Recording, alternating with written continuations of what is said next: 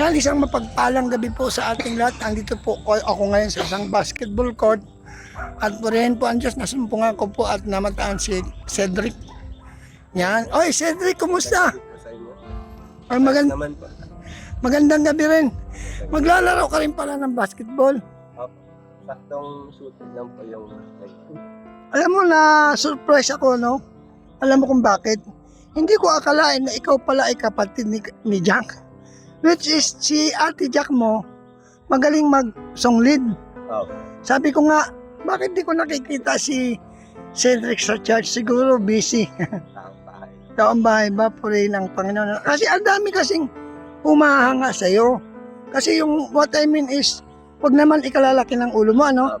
Ang daming humahanga siya kasi yung intelligent daw ang inyong tambalan ni Rose Ann. So, maganda raw yung, kaya pasensya na, hindi ko rin napanood kasi nga, busy rin ako. Pero sa ngayon, alamin ko para magkaroon ako ng konting idea bakit maraming mga viewers na humanga sa inyong dalawa ni ano. Kasi, ang dami talaga nag-chat sa akin. Sabi, sana ma-interview mo si Cedric. Sana magkaroon siya ng, tanungin mo siya about Rose Ann, ganito. Sabi ko, try me, magpipray pa ako kay Lord kung loobin ng Diyos na kami magkita. Di God's will. Kumusta naman ang inyong, bilang isang Cedric, na bayaw mo si Rab, di ba? So ano masasabi mo sa iyong karakter ngayon as Cedros? Oo. Ano po, may mental po. Yung sa pagkamahiyain, medyo na lang po. Alam mo, malaking tulong yung ginagawa ng iyong bayaw. Kasi mabibuild yung confidence mo through this kind of tinatawag na chemistry. Sa pag-socialize. Oo. Na-improve. Tsaka okay yung karakter mo. Sana wag kang magbago kasi yung karakter mo, siya ni Edo. Malumanay magsalita. At saka yung mga ganyan kasi mga words, yan ang magandang gamitin ng Panginoon sa mga evangelistic or the way na makipag-usap ka sa mga, what I mean, yung mga nanghihina, ganun. Oo, yun, malaking bagay yan yung ganyang pananalita mo. Paano ba nagsimula ang isang Cedric na naitambal ka kay Rose Ann? Anong naging dahilan? Po yun yung plano po talaga nun, talagang sinama lang pa ako para serve sa Mag-observe. paano yung alakar sa pag-plug system. Oo. Tapos di ko po expected ano na pala yung bilang na po pala Sa papakilala ko. kay Arte, So, anong feeling ng isang Cedros? Ano po, sa una po, Cedric pala. sobrang kabado po kasi yung hindi ka po talaga nung prepared. Ah, Tapos yung bigla ka pong sinalag sa. Pero Sabihin. ano din po, maganda din pong experience kasi yung biglaan ka po, tapos yung parang masa-challenge ka po kung hanggang saan aabot yung kakayanan mo. kakayanan yung pag-interact sa yung hindi nyo ka po kilala doon. Ngayon nakaka-close. Kasi maraming nagko-comment na maganda ka raw mag-deliver ng speech para daw, kumbaga, nagigits mo yung kung anong sasabihin ni Rose Ann. Pero ano din po magaling din po si Rose Ann mag-ano. Oo nga, Kaya- both side nga Kaya na po din, napapaganda po yung usapan. may flow. Oo, nagpo-flow nga kasi both of you, mayroon kayong sense of humor Oo. So, panatiliin mo lang yan. Alam mo, at the same time, purihin ang Diyos kasi, si Grab kasi, magaling siya sa mga ganyang style Sa mga ganyang idea, natuturuan niya yung mga tulad yung mahihain. Yes. Niyo po akalain na may lalabas pa. May talent ka naman Kumbaga, kailangan mo lang i-develop yung pagiging mahihain. Dapat ilabas lang po sa comfort zone noon. Tama ka. At the same time, alam mo ang kagandahan yan, pag na-develop na yung yung tinatawag na confident mo, dito na magkakaroon ka ng idea kung paano ka mag-deliver ng gusto mong i-deliver. Mensahe. Pwede nyo na po. kasama sa... Ay, kumusta naman ang isang Cedric? Nag-aaral ka ba ngayon? Ay, tapos na po. Anong course mo? Same po nung kay Kuya Rob. Ganun ba? Ay, kaya naman pala eh. Ang alam ko sa mga may mga pinag-aralan about that matter, marunong kang dire-dire, di ba? Opo, ganun. Kasi may background kanya, tiyak dyan kasi yun ang inaaral niya eh. Sa film. Ay, kumusta naman yung pagiging isang animator mo? Nagamit mo ba? Opo. How many years? Malaking tulong din. How many years mong nagamit ang pagiging animator mo? Ano din? 2 years. Kasi nag-graduate din po 2020. Nag-ano ka na? 2020. 2020? Mga gaya. 2024. 2021 siguro, mga ganun.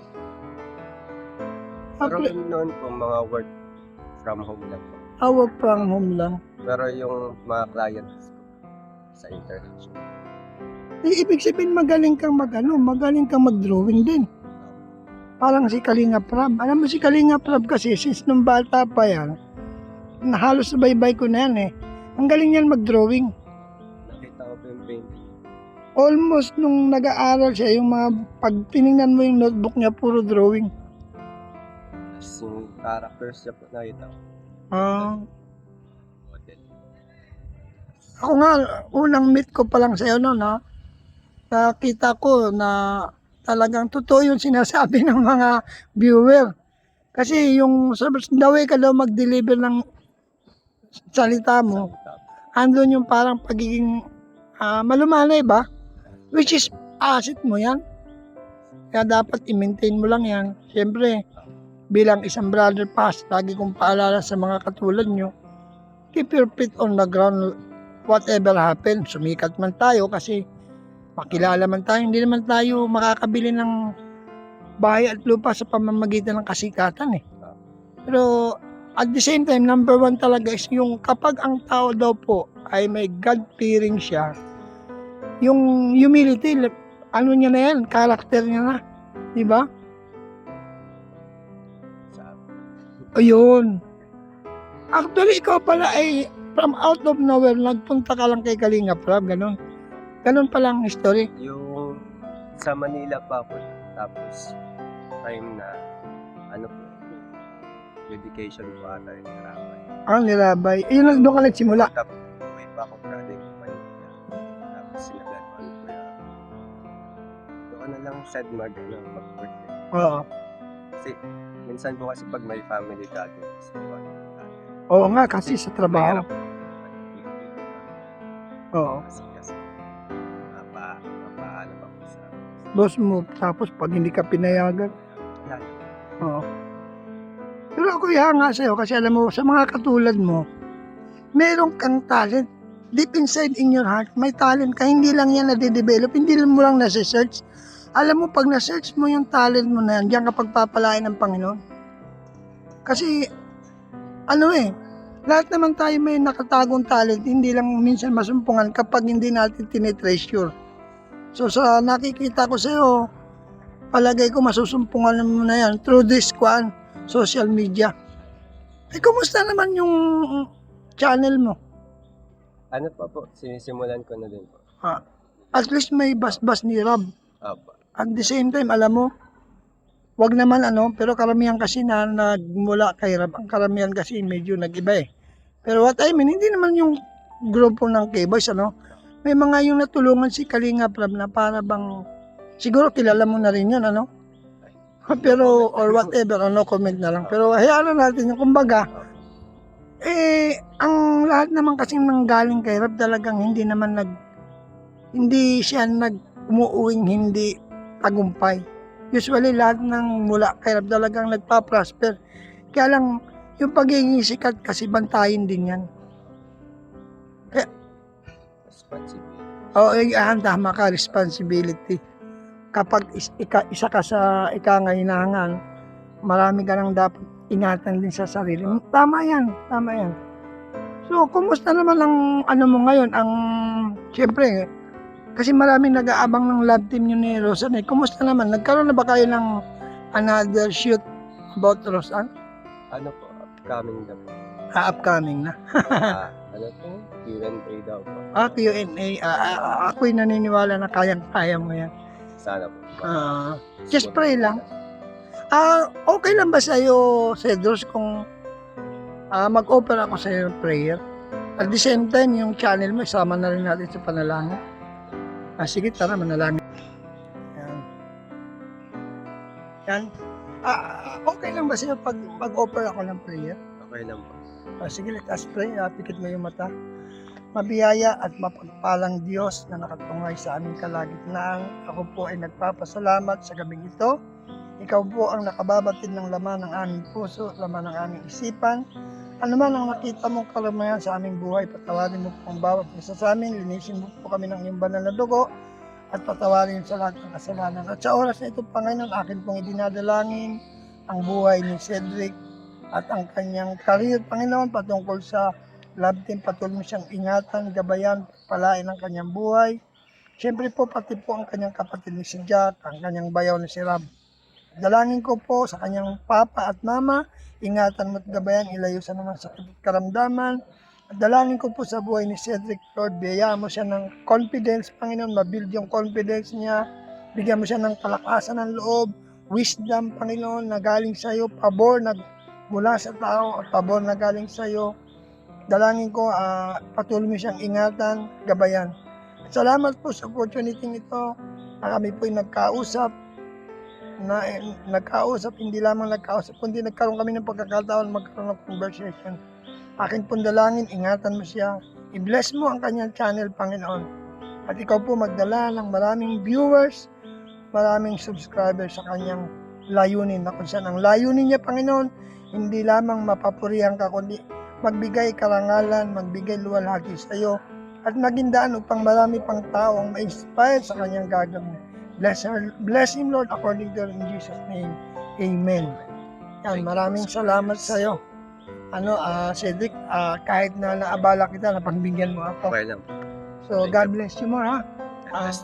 See you in the altar of prayer. Even hindi tayo nakikita in prayer, spiritual makikita tayo. Yan mga kalingap, magpapapicture lang ako. Yan. Yan mga kalingap, privilege po na muli kami nagkakita ni Cedric. Although nung nakaraan hindi niya pa ako kilala, so nagpakilala na ako. Makakarating ka ba sa Sa house blessing ni Kalingap Rab? ay kailan po yan? Ayun lang itong ginagawa niya, meron siyang bago, yung kay Melka hindi ka nakarating. Oh. Yan. Salamat po. Ikaw Thank may you po. ano mo yung channel mo? Yan, i-promote mo. Channel ko po pala at Kalingap Sad. Kalingap said, CED lang. Ayun. Yan mga kalingap, supportahan po natin si Cedros. Yan. Thank you po. Yan, God bless. Support niya din po si Brother Paas. Yan, thank you. Kumusta naman kayo ni Roseanne? Okay naman po. Maganda naman po yung samahan po namin. Ganun ba? Malapit na din po siya mag-eskwela. Malapit na rin. Pero alam ko matalino yan kasi ang kukunin niya pala, nursing. Maganda din po. By the way, Cedric, maraming salamat sa opportunity ito na napagbigyan mo ako. Maraming salamat din sa prayers. Dali lang ha. Pinag-alang gabi po. Shoutout Ate Marlusa, Binils, si Talit, Karaitpe, Hans Doctor, Hermagalo Mix Vlog.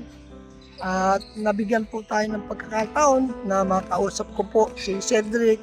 Natsyempohan ko po siya dito sa basketball court na hindi ko na-expect na siya po pala ay naglalaro ng basketball. At biyaya po ng Diyos, tayo po ay napagbigyan namang makausap ko po siya at ma-interview about Cedric. Andito po si Kalinga Prabo, kasama rin po Anong katawan ko dyan, brother? Oo nga, ang laki nga eh. So, salamat po. Huwag po ninyong kalimutan. Siyempre, Panginoon lingkod, brother. Shoutout po. Thank you rin. Shoutout po sa lahat. Binils, Kawaigpe, Ate Merlusa, Hans.care, yan, Hans.care, Permagalo Mix Vlog, siyempre po, Bal Santos Matubang, Ate Edna Vlog, Kalinga Prab. See you next vlog. Maraming salamat sa hindi pag-skip ng ads. Bye-bye. God bless.